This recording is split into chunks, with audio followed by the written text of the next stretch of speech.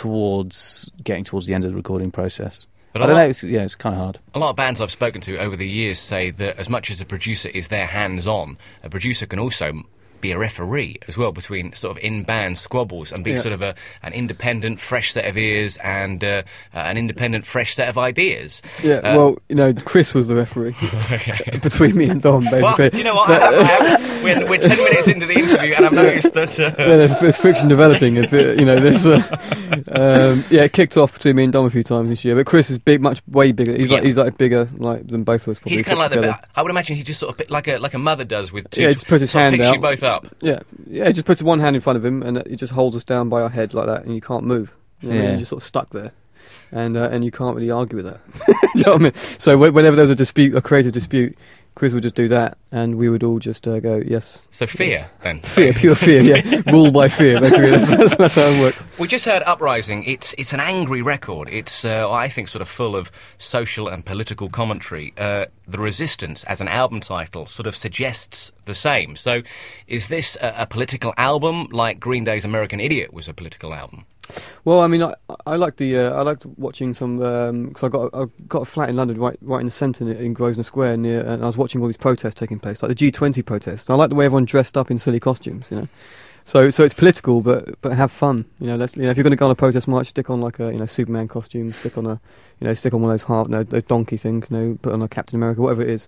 Go out there and have a laugh. I think peaceful protest is what I enjoy. Because I think it mentions protesting and sort of political and social ideas, but it doesn't really offer any solutions. I've got all the solutions. Oh, you've got I've got all the solutions laid out. I've got a full manifesto if you're interested. Yeah. So well, first of all, Bellamy for Peter. Exactly. Yeah. It's in there. He's got to dig deep. He's got to read between the lines. I have only listened to it once, to be fair. So for me to pick up all this, there's a few bits out there. I mean, basically, I think a lot of people out there, sort of becoming more conscious of how politics doesn't work in our country. Mainly the fact that we don't have an elected prime minister, don't have an elected House of Lords, don't really have much democracy because you've got a bunch of these MPs who are just nicking loads of cash. It's really bollocks, isn't it?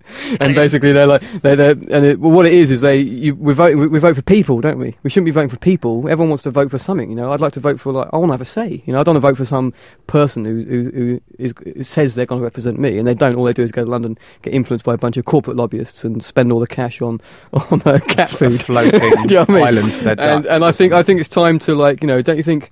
Constituents should be able to have a dominant say over what their MP is voting for. I think people are sick of voting for people and they want to vote for actual things now.